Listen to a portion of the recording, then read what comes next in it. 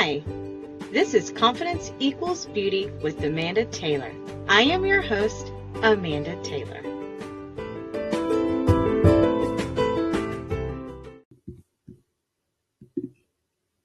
Hey y'all, I'm going to go today with my southern self and let it shine.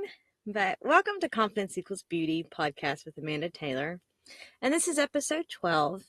And I'm just so thankful that you are here taking the time to spend it with me. And I hope that we can build this community together by helping each other overcome any negative stigmas and, help gain confidence. So I've been a little MIA in life. I've been MIA with the blog Confidence Equals Beauty and the podcast for many different reasons. And honestly, life has just gotten the best of my time. This summer, I discussed in the previous podcast, it was summertime, which meant the bonus sons were staying with us for June. My oldest daughter going back and forth every 2 weeks between her father's house and mine. So it's like an evolving door of kids coming and going. Also, there were summer camps for each kid that had me running the roads a lot. And then we got to go on and experience some vacations where we were able to relax and just kind of enjoy a different scenery. One thing I have learned about myself, when I am feeling overwhelmed or I feel like I have too much on my plate, I just need to get near water. And it's like all my problems melt away. It could be a beach. It could be the river, lake, a pool. I mean, honestly, I don't care. As long as it's water, I don't know. I just feel so much better, grounded. It's kind of like, yeah, I had a lot to do, but it's not worth stressing over. It's just, I don't know. Water just makes so many things happen better in my life. So yeah, there were a few trips to the beach in July. And this is kind of, because we have a kind of crazy schedule. Sometimes we'd only have like 2 of the kids with us. And then the next time it'd be 2 different kids. Minus my daughter, my youngest daughter. She's, mine and my husband. So she's with us all the time. So yeah, it can get very confusing trying to share the family dynamic. I just realized that this is what makes, my family so unique. And my husband and I, we really do the best we can to make our family function and create memories and moments as a family together. But also now with school starting back, I am definitely in transition time, which kind of has taken me away from the things that I feel like I need to get done. So yeah, we're transitioning back into school and kind of getting on a regular schedule for the school year. So the season of transition seems to be a little bit more difficult for me because we're just hitting different milestones with the kids. My daughter is going to a new school and we are learning how to navigate intermediate school. And that's more of like, the teachers aren't really communicating like they did in elementary school. And there's more responsibility put on the student to kind of organize and bring their own papers home. So my daughter is kind of having to realize that it isn't elementary school anymore and she isn't going to be, I guess, quote unquote, babied like she was before. And I'm also having to kind of relax more instead of like emailing the teacher or getting the daily reports. Like I think we had like Class Dojo last year. And so it was just easier to look at the app and then the teacher would kind of update progress and pictures. And I'm just saying that's not happening at all. So it's definitely a transition for her and me. My 3-year-old is in a new pre-K class, and this is definitely a huge transition for her because she's required to sit more, work on more activities at a table in her chair instead of, playing like she was in the 2-year-old class. And this is kind of a transition for me too, because I am feeling some anxiety because I know my child. She definitely beats to her own drum and she does what she wants. And I don't want to call her stubborn. Some will use the word tenacious because it just sounds better. But she's definitely giving me a run for my parenting skills. And what worked great on my oldest daughter has worked with my bonus sons. Yeah, it's not working for this child. And saying this, she is the sweetest, most outgoing child I know. She has the biggest heart. Everywhere we go, people know my child. We go to a store, she's saying hello, how are you to anybody and everyone. And so I've kind of learned you just gotta let my kid be her. And when I try to put her in a box, she's coming out swinging. And you tell her no, she's going to question and push every reason why no exists. So there's a lot of don't do that, why she does it. She learns the negative consequence. Either she falls, she hurts herself, I'm having to sit and watch her, she cries, and I'm like, sorry, babe, I told you no. But this is causing some concern because she is testing everyone right now to see what she can and cannot get away with. I am having to really learn which battles are worth fighting and which ones I'm willing to say, I don't care. Wear the Cinderella dress and Superman cape to school because I'm done fighting you. My bonus sons, they're back to their normal school routine with their parents, or their other parent. And, we have a teenager learning how to drive. And so all interesting comes with, a teenage boy and going through this phase. The other bonus son he's really working hard, kicking butt in football. He's traveling a lot on the weekends to his football games. So the girls are in extracurricular activities. So it's definitely, we're transitioning as each week goes. We're adding a different layer of the routine. And, with that, it definitely comes its own situations. Me personally, I really haven't talked much about this, but I kind of took on pageantry, as a self-care bucket list that I wanted to do for myself last year. And I competed representing my state and won the title of Miss USA Prime Division 3 2022. And I'm now starting to get ready to end my reign as a Mrs. USA Prime. But I'm also competing for a next level title, which is Mrs. Prime 2023. And so it's really taking a lot of mental space in my brain trying to prepare for what's coming up in regards to competing. But I'm really excited. I've been excited to be part of the system, having this title.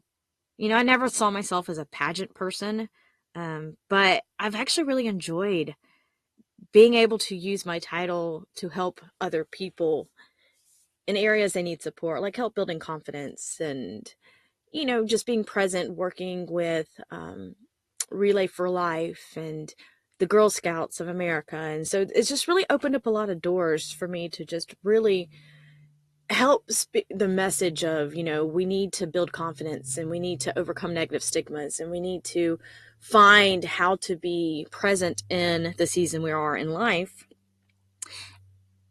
and discover who we are, whether that's life circumstances and changes. So that's, a lot of transitioning happening, which is kind of leading me to the topic of how do we maintain or gain confidence when you are feeling uneasy, especially when it's transitioning time or a change is happening. Transitioning and a change, it can be a very interesting season in life. And when you're going through a transition or a change, there comes a natural level of anxiety as you have to move from one comfort thing to another comfort thing, or to not necessarily to another comfort thing, but you're moving from one comfort to a different thing. That could be, like I said, summer. We got to be a little bit lazy. We got to enjoy, more free time. And now we're having to transition into a more structure because it's school season. This could be me. I'm transitioning from a title. I don't know if I'm going to win the next title. I hope I do. But it's transitioning from, okay, I've had this title, and now I'm about to transition to not have that title. That can be an easy feeling. So whatever it is you're going through, this could be a new job. It could be like a really good career change. It could be a new baby. It could be a new marriage. It could be a new relationship, a new friendship, anything that comes with change. I definitely feel like there's a natural anxiety, and then you have to move through it. Sometimes change is good, but it still can make one feel uneasy. And change can make you feel uneasy, and you can overthink, or, the level of stress can increase. Um, for me, I really get in my head a lot, and I start overthinking, which leads to negative thinking. And that leads to me going into, like, I call it my cave. I'm putting it in quotes, a cave, where I feel like I need to hide out and kind of regroup. I don't know if you can relate to this, but for me, it causes me anxiety because I like to feel prepared for what's happening. But many times, you don't know really exactly what's happening during change. And the transitioning is going. And sometimes you don't even really come to the end or understand what is actually happening till after the change, after the transition. And sometimes when I go into this negative spiral, by the time I realized I let myself go down there, I went into my cave. Sometimes it's days, it can be weeks. And I have to kind of shake myself out of it and kind of come up for fresh air and realize, oh gosh, I've been kind of hiding out for a while and I didn't realize I was, or I allowed myself to go there. I think that's a better way to put it. Or I allowed myself to shut down. So I kind of want to talk about kind of how to navigate transitions, navigate change, some practical tips that kind of helped me out. And I hope that maybe these will kind of help you. But I really think you have to get on a routine. I know change is happening, you're transitioning, but if you can find some form of routine, I think it helps the day just move forward and gives you a sense of predictability. So this is what it looks like for me. I am not a morning person. I am never going to claim to be a morning person. I don't remember a time in my life I have ever been a morning person. I wake up because I have to. Um, I'm not very talkative. I'm not real friendly. I really do have to fake friendliness in the morning until, like, I've had my cup of coffee, or sometimes it's like 9 a.m. in the morning when I've woken up at, like, 5 or 6 in the morning. And that's not because I wanted to by any means. It's because that alarm went off and all I could think of is I have to get up. So in the morning, I request all important information about business of, like, our life. If, like, for my husband, everything needs to be put on the calendar. I've even asked him in the mornings, send an email, give me the bullet points that we have just talked about, because I'm not remembering this, or this processing is really going slow and I'm not sure if I will remember what we've talked about. I try to wake up about 10 to 15 minutes before the kids get up. And that's just so I can just use the restroom, brush my teeth. I'm not super worried about how I look during morning drop off. So it's usually some kind of workout outfit and a hair and a messy bun. And I found that, if I do this, at least I remember to brush my teeth. That's a good thing, you know. So there's also, like, this sweet spot in waking the kids up. If I wake them up too early, then they get distracted and we lose track of time. If I wake them up too late, y'all, it's just a disaster. We're all high anxiety. We become running late. The mood of the morning really, really takes a turn for the worst. And y'all, I definitely do not like setting up my kids for a bad morning because I do not want the morning to affect their progress for the rest of the day. So we wake up about an hour before we leave for school. We try to follow the same routine. Get up, get dressed. Usually the outfit is picked out the night before. We go downstairs for breakfast. Now I'm going to admit, I am not a mother who cooks a hot breakfast in the morning. So y'all get your judgments out of the way. Think bad, whatever you want. But honestly, I just don't have time. I don't have the energy in the morning. Now, the weekends, it may look different. Yes, we'll have hot breakfast and more of a spread. I call it the southern spread of pancakes, maybe eggs, grits, you know, turkey bacon because I can't eat pork. But, that's a whole different story for another time. But I do provide easy meals like oatmeal that my daughter can warm up in the microwave, or cereal. And this for my oldest daughter can kind of fix herself. And she can also fix it for her younger sister if her sister wants to eat the same thing as her big sister is eating. For the 3-year-old, I have a breakfast basket where she can grab fruit, a granola bar. Since she does get her breakfast provided at the preschool, sometimes she eats and sometimes she does her own thing. Like this morning, instead of eating, she was singing on the staircase, pretending she's a princess. During this time, I am doing my own planning at the dining table. Another tip I have helpful with the 3-year-old is I bring her clothes downstairs to help her change, because she's the kid. If I really allow her to go as she wants, she's never going to wear, she don't want to wear clothes, or she's going to wear a costume, or good Lord, it's interesting. Plus, once I'm downstairs in the morning, I do not want to run up and down the stairs all day long. We go through a checklist of everything we need for our boat bag that we try to have packed the night before. And this is usually the time here, so I'm going to admit something about myself. I can't find my phone because I put it down somewhere and I don't remember where I put it down. And usually this is the time I'm yelling at my husband, please find my phone. And so he's utilizing the Find Me app.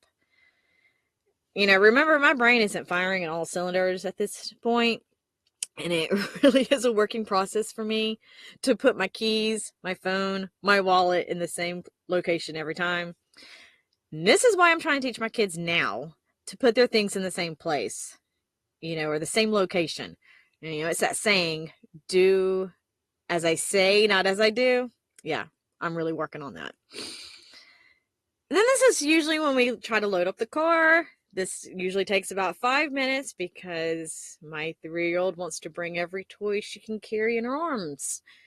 There's a lot of redirection happening during this time, but we load up and finally we're off to school and the drop-offs, and now it's time for me to kind of get my day going.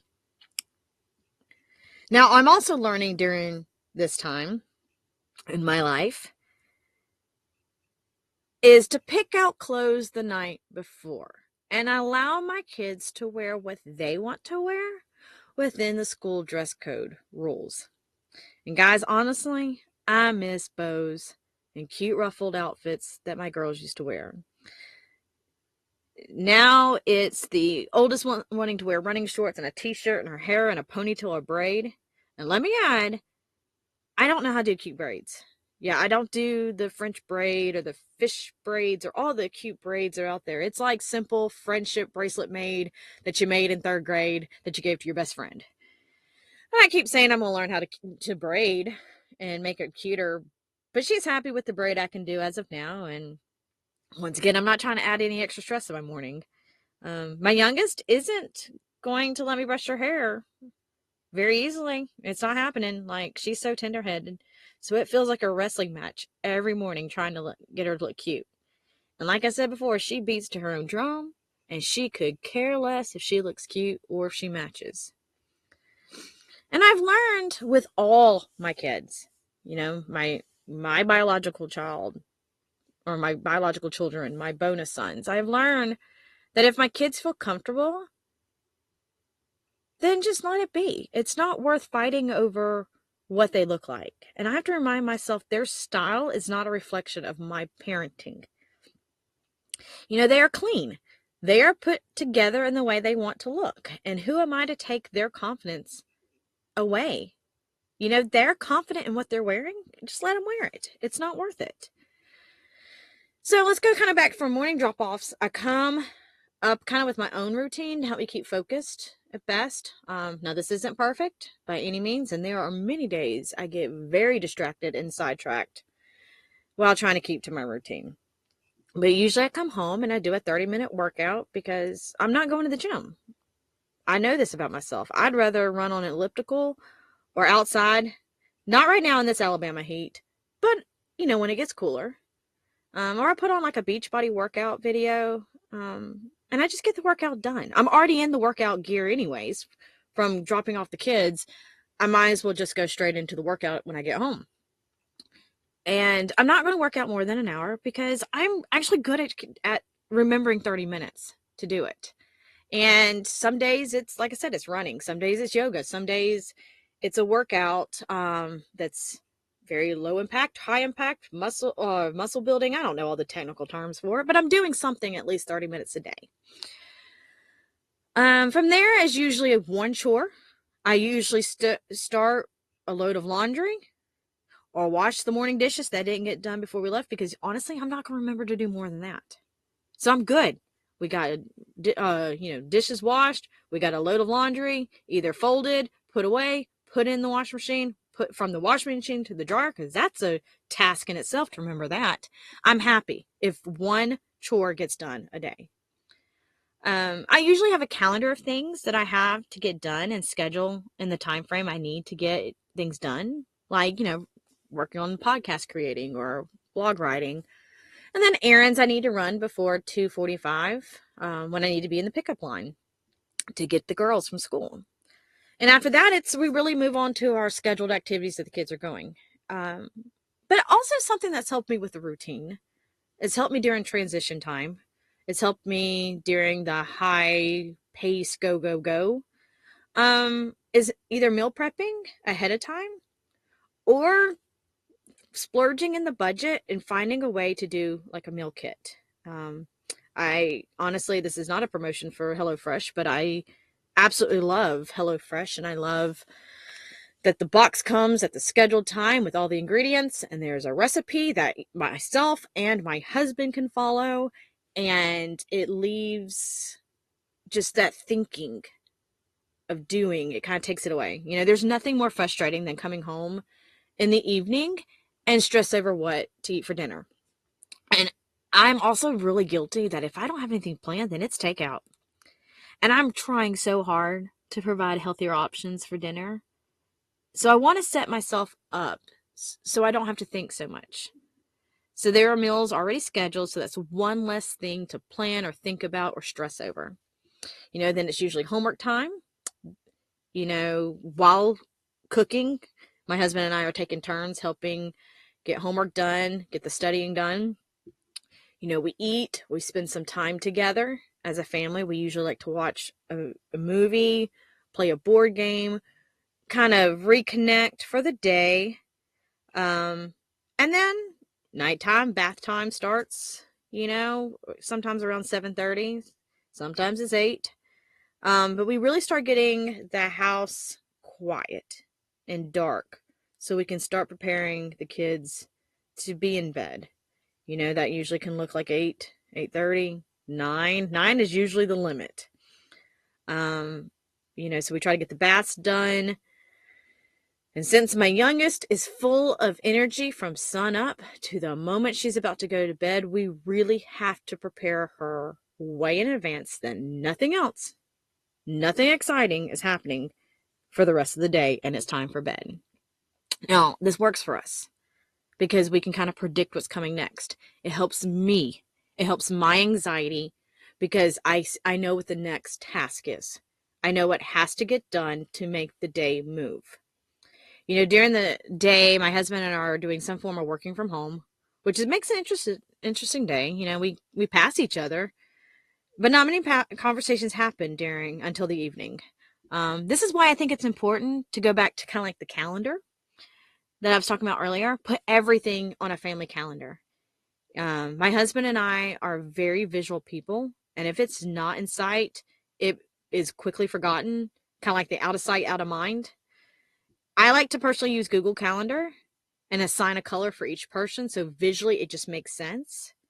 Like, oh, I'm pink, so I see all the things that I have to get done because they're in the color pink. This kid is the color purple, so I see where this kid needs to be at what time. Because I'm visual, Unfortunately, my kitchen looks like Flyer Central. We got paper spread out on the table to remind us to put them back in the book bags for school. We have reminders on the refrigerator, and we have to also remember to remove the reminder once the date has passed to not keep other dates covered up. You know how you get the flyers and stick it on the calendar or stick it on the refrigerator. Okay, stick it. The next thing you know, you're like, I don't even know what's what because it's all blended, colorful paper. So we do have to remember to take that, throw it away. It's been done. Okay, here's the next reminder. And I'm really bad about my dining table being the collect all for everything. Because honestly, if I see it, it's right there, I will remember. And I'll remember where something needs to go. I'll remember what needs to be put back in place. It just the other day we cleaned out the table and I seriously couldn't find anything. We kind of cleaned it off and prepared a really pretty dining table, and then I'm like, where did the ballet shoes go? I couldn't remember where I put them. It was just kind of funny. So yes, the dining table does get clean after time, but reality is if it's not there, I need to have it in place. I see it at the edge of the dining table. I know these ballet shoes go in this bag. Okay, this paper needs to go in this book bag. So it just kind of helps. I'm really working on a better system. I really want this cute business corner in my house where a bulletin board and dry erase board markers, dry erase board and dry erase board markers, the flyers can get pinned up on the bulletin board. We have a calendar. I really am working on this to try to have this cute business corner in my home. But right now we're just keeping to the system until we really can create more of a productive system than what's already working. So if you come to my house, there's probably stuff on my table, colorful flyers hanging up, and we just keep going. And I really find a routine and a system during all this really helps get into a groove until the new schedule becomes the new norm. Now, I kind of want to move on to the topic of how do we work through the negatives of transition and changes. I mentioned before how I let my brain kind of get the best of me. The negative downward spiral you often can get into. Lots happening at one time and you're just not thinking clearly or productively. So let me kind of explain. Yesterday, I actually went through a kind of a minor panic attack, or not a panic attack, more of an anxiety attack. I was in my head and I was going through all the should-have, the could-haves, the would-haves, the things that I didn't do, the things I wish I had done. I was second-guessing myself and the decisions I had already made. I was replaying conversations I had had and how I didn't say what I really wanted to, or I didn't speak up like I wanted to. I was thinking about how I should have said something better instead of what I said. I thought about my parenting skills were lacking because I was definitely not winning Mom of the Year after I snapped off the other day at my kids because I had gotten done. I'm done asking them over and over the same thing.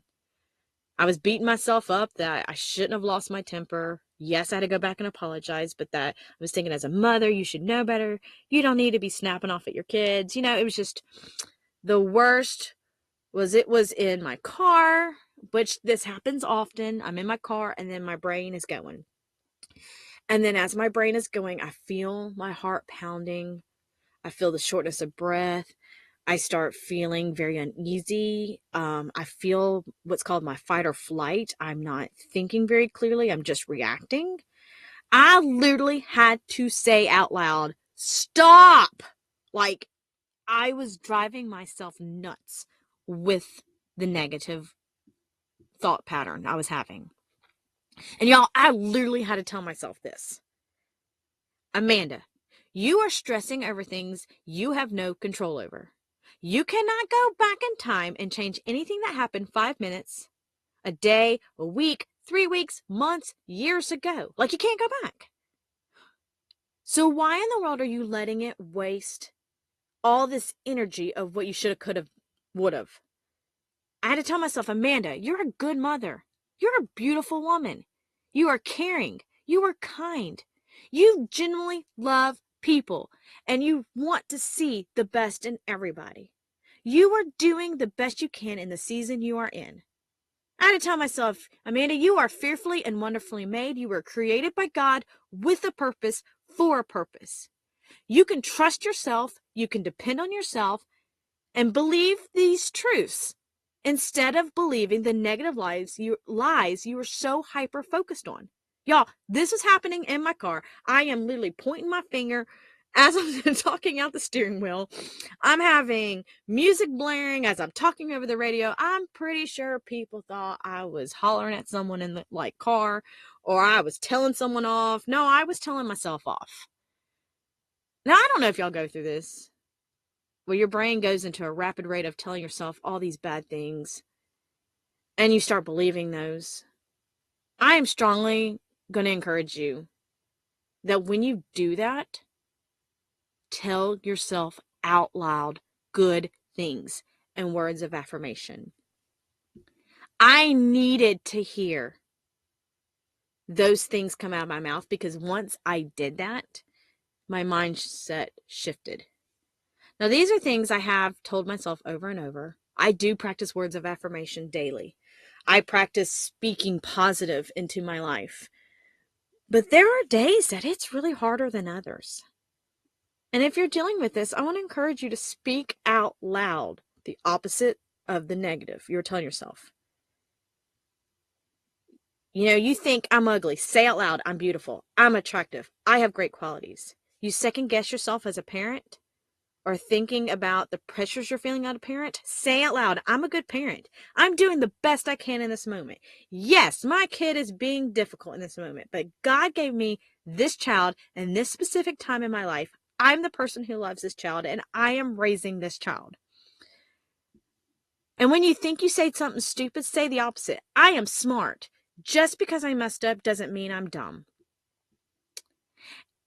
And like I said, I am usually good until transition or change happens. And that's when a lot of this stuff kind of thing. So this may not tie to you and you may not get it, but if this does resonate with you, then yeah, and you don't even have to practice this during transition or changing time. If this is something you're struggling with, second guessing, high anxiety, something's going on, you're telling yourself negative things, you're feeling negative. These are things that you can say out loud to yourself. And I also want to bring up the subject how women, we are so hard on ourselves. We will forgive so many people who do us wrong, but we'll not forgive ourselves for packing the wrong snack for our kid. Or we will not forgive ourselves for not losing the weight we wanted. Or we struggle to forgive ourselves when that relationship or friendship didn't work out like we had hoped. Or we didn't get that thing right. And also, I don't know why we don't extend grace to ourselves. I think about how many times, you give grace to someone else for, they were late, they didn't follow through on something. You're understanding of the reason, and you give them grace. And ladies, well, this can apply to anyone, but since this community is more aimed at women, I'll just let it go with ladies. It's time for us to forgive ourselves and give ourselves grace. We are not going to be perfect and be on it all the time. Y'all, there are more days that I'm not on it, and I am just surviving and getting through the routine. All other things fall short or not done because I just don't have the mental capacity to remember it all. And there are days, I'm rocking, I'm rolling, I got the day done. I'm high-fiving myself. But, on the days that aren't going as well, allow yourself some grace. Heck, you may have to do exactly what I did. You may have to tell yourself out loud, you will be okay. You got this, even in the moment you feel like you don't.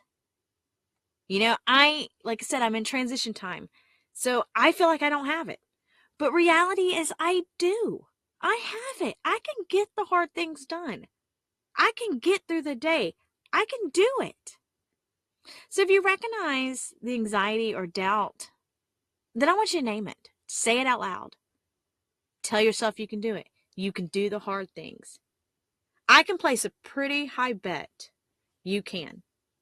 It may not look perfect. It may not look Instagram perfect, but you did it and you got it done. Y'all, I know I've gone a really long time, rambling, talking, and all that. And I appreciate you sticking with me. And I hope some of this resonates with you. I am really working hard with the podcast, to just be more authentic, like really vulnerable, authentic, and present what is happening in my experience to help you. And let you know you're not alone. You have someone here that probably gets it. There's probably more women in this community and who are finding this community that are sharing the same experiences. My just hope is that we can help each other along the way, that you feel seen and you feel heard. Because in the end, I do believe confidence equals beauty. Thanks, guys.